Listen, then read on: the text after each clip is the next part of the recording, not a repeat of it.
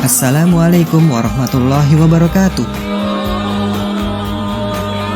Sobat Muslim, sholat adalah salah satu rukun Islam yang wajib dikerjakan oleh seluruh kaum muslimin. Dalam sehari semalam, kita diwajibkan menunaikan 5 kali sholat fardu. Dikarenakan pentingnya kewajiban sholat ini, Allah sendiri yang secara langsung memanggil Rasulullah untuk menerima perintah sholat ini pada waktu beliau melakukan Isra Mi'raj. Sedemikian pentingnya sholat ini, maka sholat akan menjadi salah satu penentu kehidupan manusia di akhirat kelak. Apakah ia termasuk penghuni surga ataukah penghuni neraka? Amal yang pertama kali akan dihisap dari seorang hamba pada hari kiamat ialah sholat. Bila sholatnya baik, maka baik pula seluruh amalnya. Sebaliknya, jika sholatnya rusak, maka rusak pula seluruh amalnya. Hadis riwayat Tabrani. Meskipun demikian, ternyata ada sahabat Nabi Muhammad SAW yang bisa masuk surga, padahal seumur hidupnya orang tersebut belum pernah sekalipun menunaikan sholat. Seperti apakah kisahnya? Mengapa sahabat Nabi tersebut bisa masuk surga walaupun tidak pernah sholat? Simak ulasannya dengan menonton video ini hingga akhir, dan share video ini kepada teman dan keluarga kalian. Karena barang siapa yang menunjuki kepada kebaikan, maka dia akan mendapatkan pahala seperti pahala orang yang mengerjakannya. Sobat Muslim, dalam kitab As-Sirah An-Nabawiyah Ardul Waqa'i wa Tahlilul Ahdath karangan Muhammad Ali As-Shalabi diceritakan bahwa ada sahabat Nabi yang hanya bermodal syahadat tulus, kemudian ia ikut berperang dan gugur sebagai syahid. Padahal ia belum sempat sholat apalagi melaksanakan rukun Islam yang lainnya. Amalannya terhitung sangat sedikit dan minim bila dibandingkan dengan sahabat-sahabat lain yang sudah lebih dulu masuk Islam.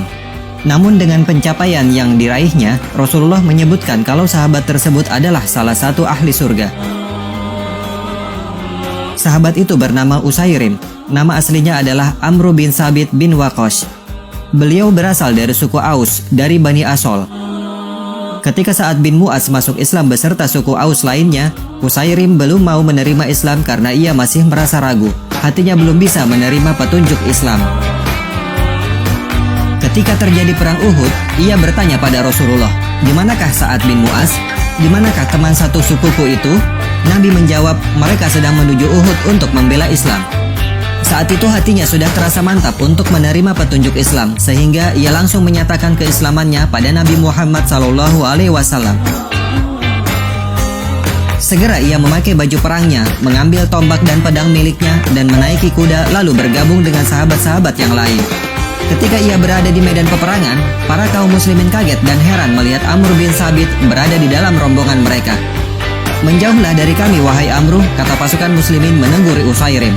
Usairim pun menjawab kalau ia telah beriman dan bergabung dengan pasukan muslimin untuk berperang melawan kafir Quraisy. Dengan penuh semangat dan kegigihan, Usairim bertempur melawan musuh. Namun sayangnya, di saat perang berlangsung dan korban-korban mulai berjatuhan, kaum Bani Asol menemukan Usairim yang terbaring dengan penuh luka di sekujur tubuhnya. Dirinya pun dibawa kepada keluarganya dengan keadaan penuh luka. Salah seorang kaum Bani Asol bertanya kepada Usairim soal apa yang menyebabkan ia datang ke pertempuran itu. Apakah ia datang untuk membela kaumnya atau karena Allah Subhanahu wa Ta'ala dan Rasulnya? "Aku datang ke medan perang karena ingin masuk Islam. Aku beriman kepada Allah dan Rasulnya. Aku masuk Islam lalu mengambil pedangku. Aku maju bersama Rasulullah dan aku berperang hingga aku terkena serangan," kata Usairim dengan kondisi yang semakin memburuk.